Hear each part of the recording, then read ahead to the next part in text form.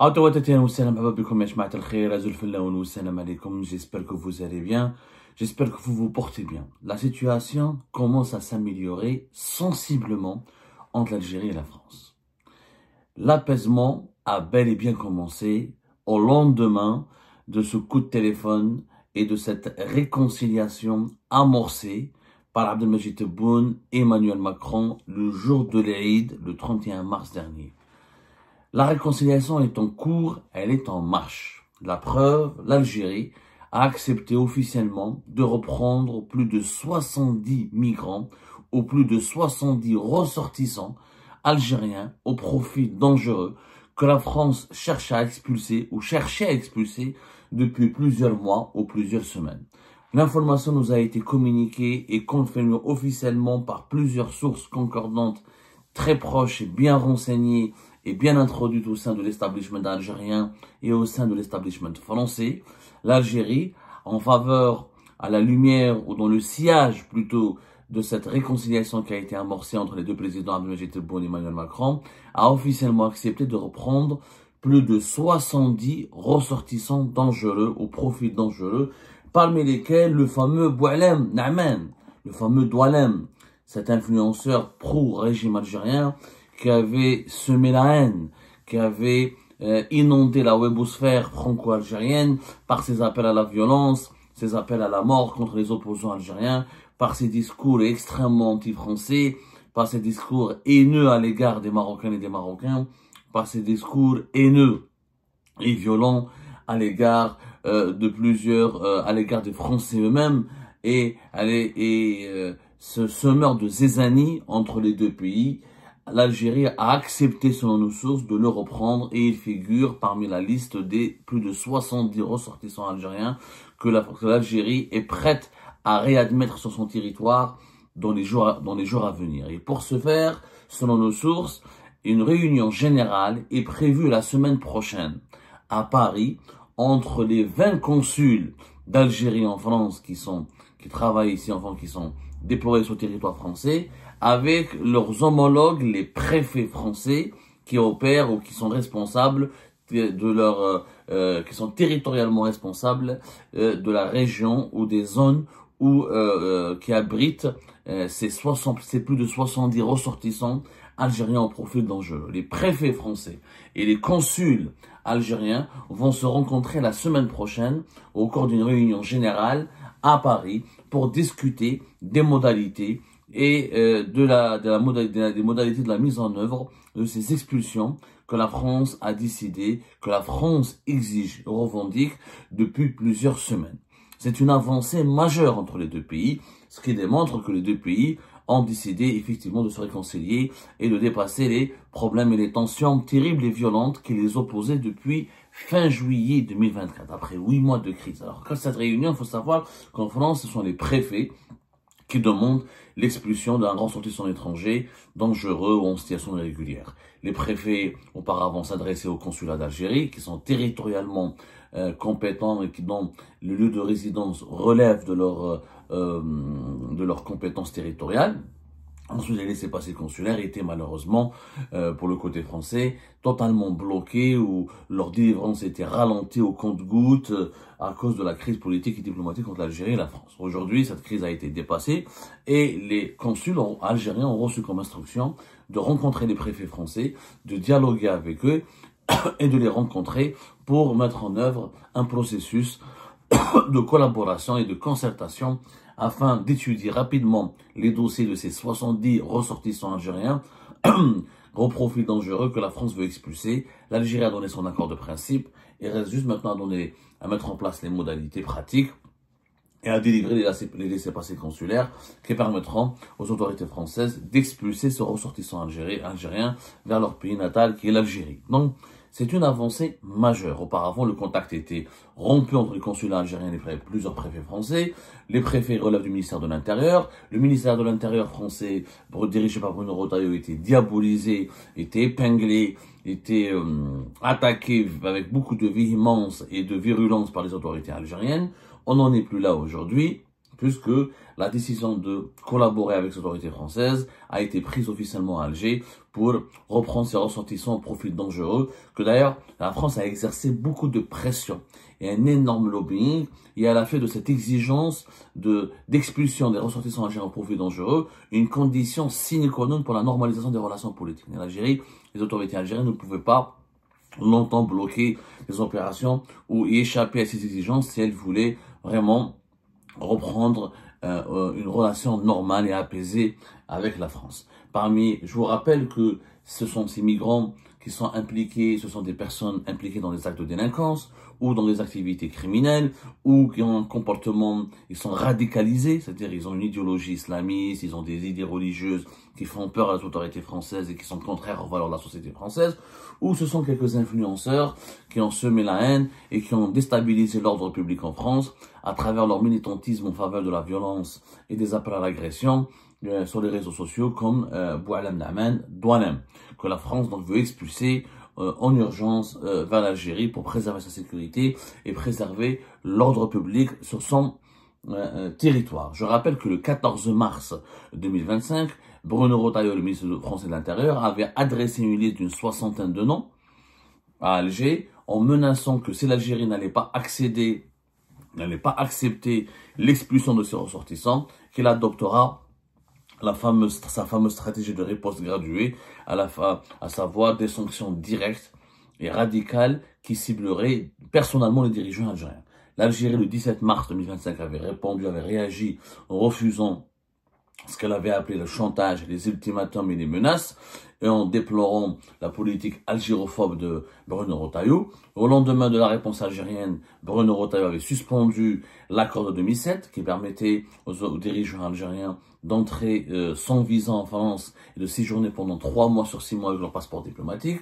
Les dirigeants algériens ont été fichés au niveau des au niveau des bases de données de la police française aux frontières. La police française aux frontières avait des instructions pour expulser, refouler tous les dirigeants algériens et leurs familles qui devaient venir en France.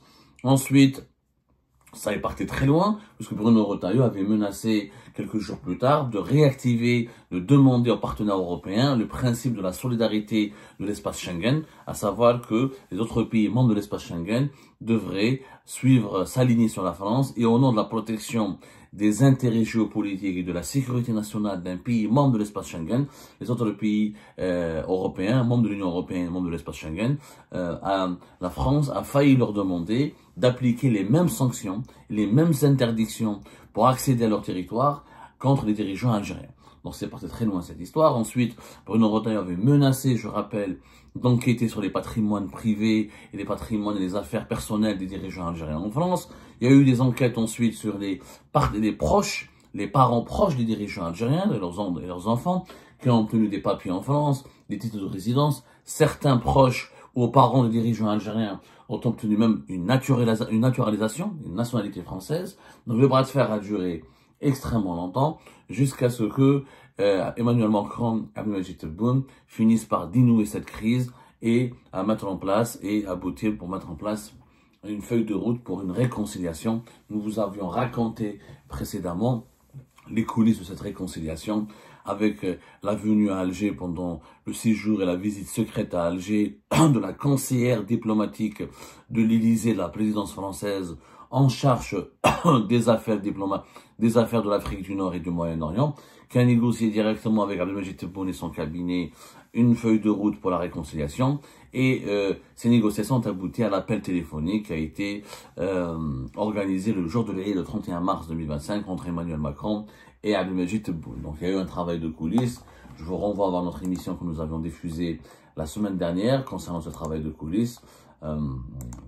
L'émission était intitulée Révélation sur les coulisses des négociations de réconciliation entre Tebboune et Macron, le rôle clé de Madame Anne-Claire Legendre, conseillère du président de la République française pour l'Afrique du Nord et le Moyen-Orient, et l'une des meilleures spécialistes ou connaisseuses de l'Algérie au sein de la diplomatie française, et toutes les étapes qui ont commencé à partir du 19-20 mars jusqu'au 26-28 mars dernier, où Anne-Claire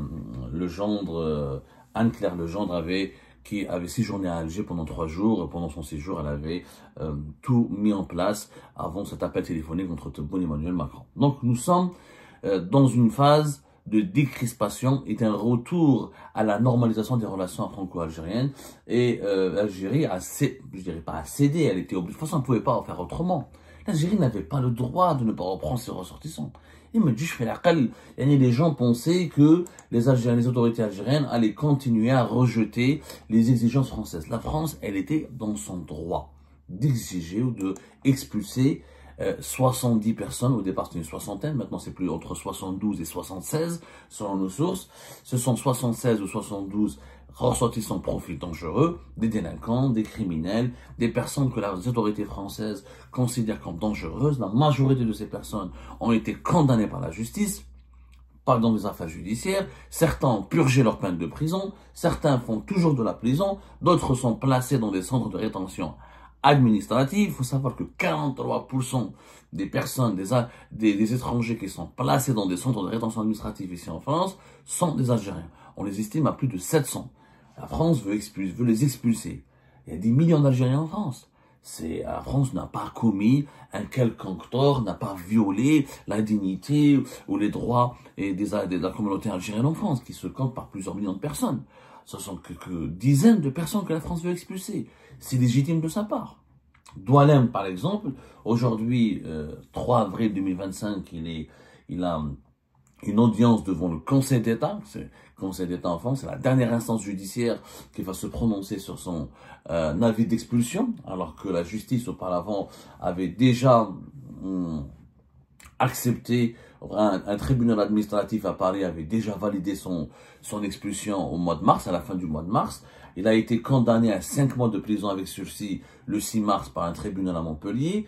Il a été arrêté plus tard. Ensuite, il a été, comment dirais-je, le 20 mars, voilà, il avait été interpellé à son domicile. Et quelques jours plus tard, la justice française a accepté un tribunal administratif à Paris a fini par valider son expulsion, estimant qu'il a été bon, qu'il a été jugé, qu'il a bénéficié de tous ses droits, etc. Il a été jugé, sa culpabilité s'est avérée, elle a été confirmée, il a milité sur les réseaux sociaux de façon très dangereuse, en appelant à la haine, en appelant vers la violence, en adoptant une certaine radicalité qui pouvait susciter de l'insécurité en France. La France veut l'expulser. La justice française ne l'a pas lésé. Ils ont étudié son cas. Ses enfants sont majeurs. Il n'a pas un travail régulier. Il n'a pas de rémunération régulière en France. Voilà, il est âgé, il a 60 ans. C'est bon. C'est son droit. Comme l'Algérie a le droit d'expulser des étrangers qui ne correspondent pas à ses exigences, ou qui ne respectent pas son ordre public, ou qui ne respectent pas sa sécurité nationale, la France a le droit de le faire. Il faut arrêter. Il faut savoir que vivre en France n'est pas un droit. C'est un privilège. La France, comme le droit de vivre en Algérie, c'est pas un droit automatique pour les étrangers. C'est un privilège. C'est un avantage qui est accordé selon des critères, selon des conditions. Vous croyez que ce que les Algériens ont fait en France, ils auraient pu le faire à Dubaï, ils auraient pu le faire en Arabie Saoudite, ils auraient pu le faire aux États-Unis, ils auraient pu le faire au Canada. Les pays sont souverains, ils ont le droit de protéger l'ordre public et leur sécurité nationale.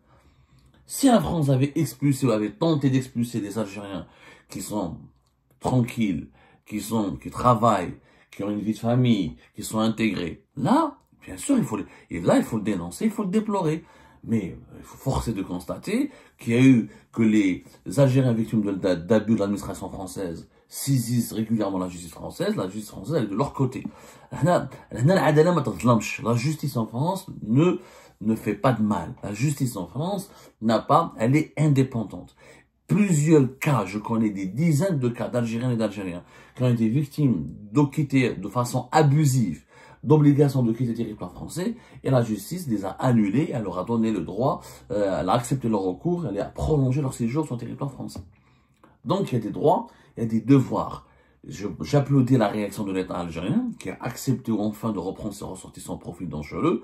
D'abord parce que ils salissent l'image de notre pays, ils le déshonorent, ils salissent sa réputation, et ils font du mal à toute la communauté algérienne qui a assimilé une minorité de mal élevés, de délinquants, de personnes désintégrées, déstructurées, ne peut pas continuer à faire du mal et à salir l'image d'une grande communauté. Donc je pense que cette démarche elle est extrêmement salutaire pour le gouvernement algérien qui a repris conscience qu'il ne peut pas faire du chantage en utilisant des délinquants, des criminels et des ressortissants au profil dangereux. On ne peut pas faire du chantage en diplomatie en utilisant de telles catégories d'individus. Et l'Algérie ne peut pas interdire à ses propres enfants de revenir dans leur propre pays. Libre à l'Algérie ensuite de les juger, de les condamner ou de se protéger, de protéger la société contre leur comportement ou contre leur déviance. Là, je pense que l'Algérie a suffisamment les infrastructures et les dispositifs sécuritaires et juridiques pour se protéger contre ces individus dangereux.